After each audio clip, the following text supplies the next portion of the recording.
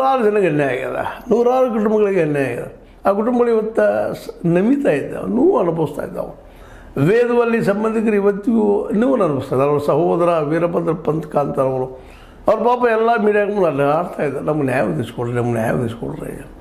ಅದೇ ಕಾಲಕ್ಕೆ ನಮ್ಮ ಸೌಜನ್ಯ ಏನಪ್ಪ ಅಂತಂದ್ರೆ ಈ ವಿಠಲಗೌಡ ಆಗಿರ್ಬೋದು, ಇನ್ನುಳಿದವರಾಗಿರ್ಬೋದು, ಅವರ ತಾಯಿ ಆಗಿರ್ಬೋದು ಕುಸುಮಾವತಿ ಅವರು ನಿರಂತರ ತಮ್ಮ ಬೇಡಿಕೆಯನ್ನು ಸಲ್ಲಿಸ್ತಾ ಇದ್ದಾರೆ.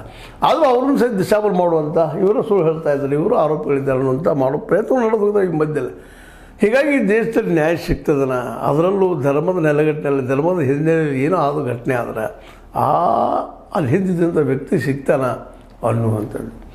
ಯಾಕೆ ಇವತ್ತಂತಂದ್ರೆ ಹೌದು ಸಂವಿಧಾನದೊಳದು ನ್ಯಾಯಾಂಗದೊಳದು ನ್ಯಾಯ ಪರಮೋಚ್ಚ, ಆ ಪರಮೋಚ್ಚಕ್ಕೆ ಹಾದಿಗಳು, ತನಿಖೆ ಹಾದಿಗಳು ಸರಳವಾಗಿರ್ಬೇಕಲ್ಲ, ಅವು ಸಿಗ್ತಾ ಇಲ್ಲ ಅನ್ನೋದು ಒಂದು ಆತಂಕ ಮೂಡಿದೆ ಇವತ್ತು.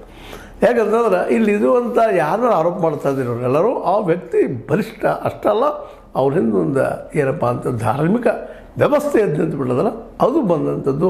ಹೀಗಾಗಿ ಧಾರ್ಮಿಕ ವ್ಯವಸ್ಥೆಯನ್ನು ನೆಲದ ಹಾಕುವ ಸ್ಥಿತಿಯಲ್ಲಿ ನಮ್ಮ ಸರ್ಕಾರಗಳಿಲ್ಲ, ಪಕ್ಷಗಳಿಲ್ಲ. ಯಾವುದೇ ಪಕ್ಷ ಇರ್ಬೋದು, ಇವತ್ತು ಕಾಂಗ್ರೆಸ್ ಇರ್ಬೋದು, BJP ಇರ್ಬೋದು, JDS ಇರ್ಬೋದು, ಈ ದೇಶದ ಯಾವುದೇ ಪಕ್ಷ ಆದರೂ ಅದನ್ನು ಎದುರು ಹಾಕ್ಕೊಳ್ಳಿಕ್ಕೆ ಸಾಧ್ಯ ಇಲ್ಲ. ಯಾಕೆಂದರೆ ಅವ್ರಿಗೂ ಭಯ ಅದ.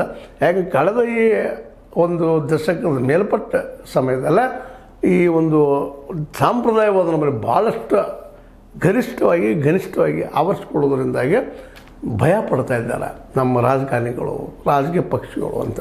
ಆ ದಿಶೆಯಲ್ಲೇ